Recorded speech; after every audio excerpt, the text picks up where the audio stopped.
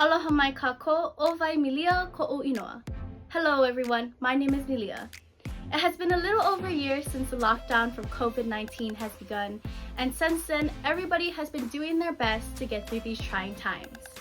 With all the commotion of this new COVID vaccine and the possibility of things going back to how they once were, I believe it is the perfect time to take a break from it all and improve our personal wellness.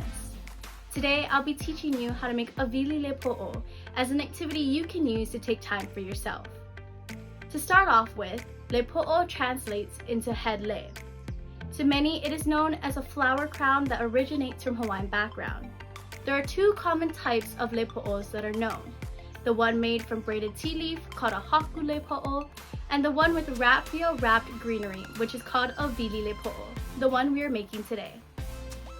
The wili we will be making today are only made out of Hawaiian native ferns and leaves. We have green tea leaf, red tea leaf, laua'e, and palapalai. The first thing you want to do is prepare your raffia. This step is pretty simple. Taking 3 strands of dry raffia, you are going to want to tie a knot at the end connecting all 3 strands together. Next, you are going to want to tightly braid the strands all the way to the end. To make this job easier, you can anchor the tied end of the raffia to a clamp at the end of the table, or like many people do, tightly hold the tied end between your toes.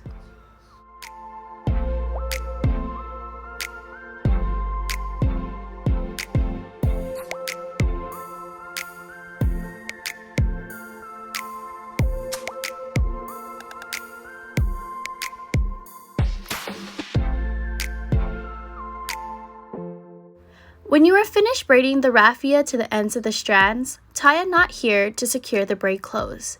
Don't worry if there are any excess raffia at the end, we will deal with that soon.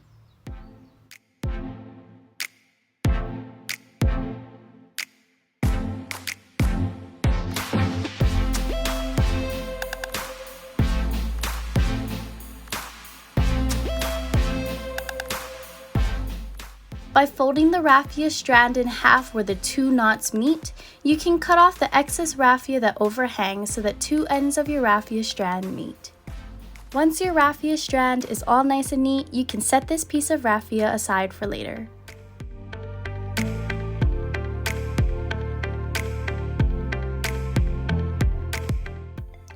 In a container of water, you are going to want to soak a few strands of raffia. These are the pieces you are going to be wrapping your greenery with. Let this soak while you prepare your plants.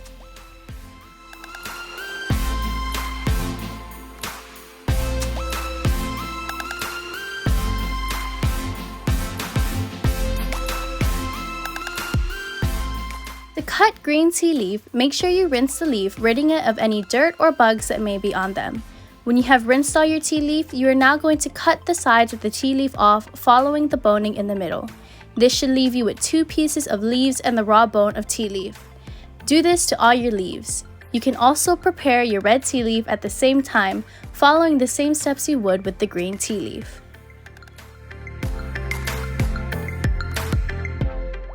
When you are finished deboning your tea leaf, you are going to want to cut the pieces diagonally, making them into roughly 1-inch thick pieces. Try to cut as much as you can for each half of the tea leaf. You will also want to do the same thing to the red tea leaf.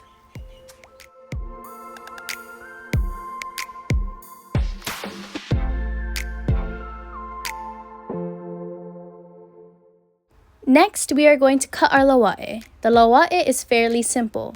All you are going to do is cut off the leaves from the stem. The cut side of the laua'e will be on the inside of the wili, so it doesn't have to look all pristine. Make sure to rinse these leaves off as well.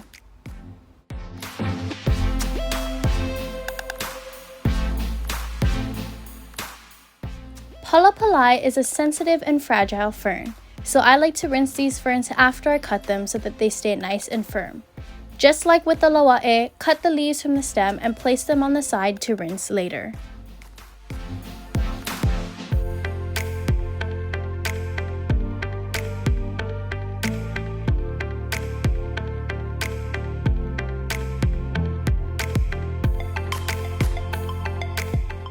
Try to prepare as much of each of the leaves as you can. In the end, you should have a pile of green tea leaf, red tea leaf, lawa'e, and palapalai. We are now going to start making our wili lepo'o. Make sure you have all your leaves and ferns on the side and in reach, as well as your soaked raffia and your pre-braided raffia strand. The first thing you are going to want to do is take one of your soaked raffia strands and tie it about 4 to 5 inches from the knot on your braided raffia.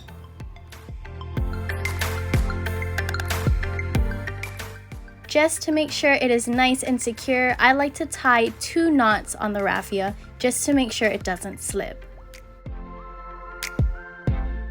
There is no specific pattern a lepo'o should have. You could start with the lawa'e or you could start with the tea leaf. I'm starting with lawa'e.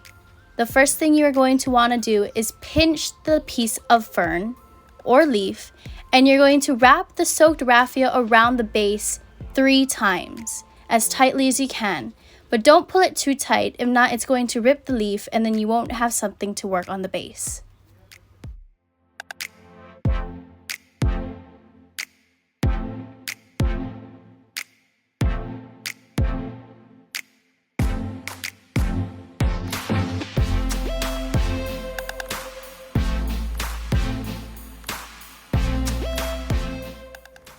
When you are adding your second leaf or fern, you're going to want to follow the same steps that you did for the first one, except this time you want to angle your leaf differently. This is so when your lepo'o is finished, it will look full and not flat. Make sure to wrap it as tightly as you can and as close to the previous wraps that you made on the first leaf, just so that there's no gaps in your lepo'o when it's finished. It is okay if your raffia overlaps in the back. As long as it's tightly and you're slowly moving down, then your raffia should be fine. You could continue the pattern of using the same leaves over and over again, or you can start adding new leaves. Here I added a palapalai, starting after 2 lawa'e. You're going to want to make your pattern and then follow it along towards the bottom if you want to have a certain design. If not, you can just keep adding random ferns or leaves as tightly as you can and your lepo'o should turn out fine.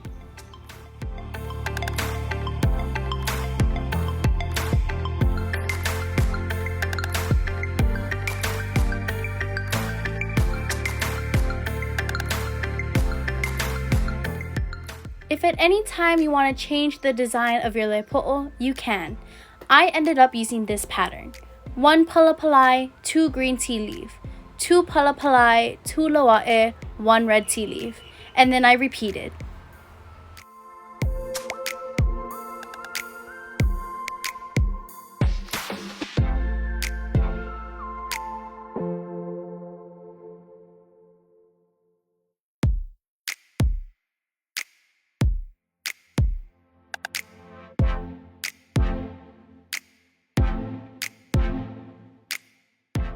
There will be times when you run out of soaked raffia to wrap with. I'm going to show you how you can extend it. Just to make it easier to understand, the top piece is the extending strand and the bottom piece is the strand already connected to the lepo'o. I'm going to take the top strand and tie it underneath to the existing strand and tie a knot. Then I'm going to use the existing strand, go underneath the extending strand and tie a knot. Then I'm going to pull them together to form a knot and cut off any excess raffia. Do this step as needed. As you progress, this is what the back of your lepo'o should be looking like.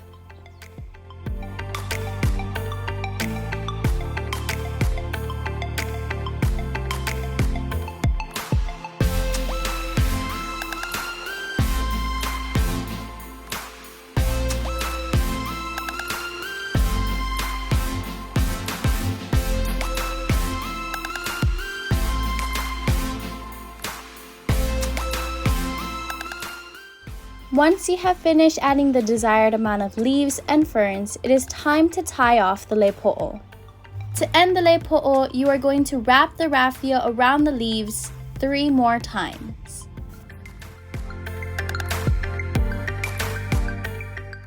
After wrapping it 3 more times, you are going to tie 2 knots around the leaves.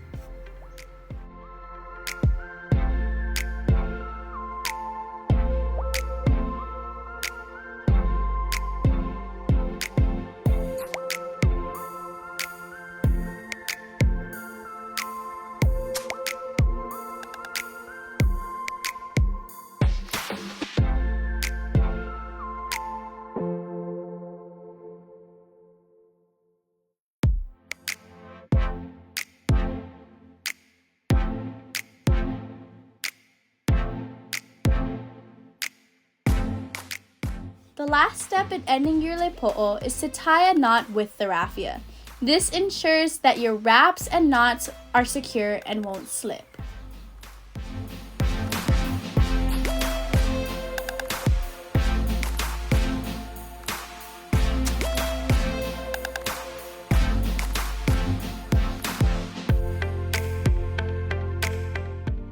And now you have finished your Wili lepo'o. This is what the front of mine looks like, as well as the back. I tried to keep it as tight as I could wrapped. When you're ready to wear your lepo'o, just tie it in the back and it should fit nicely on the head.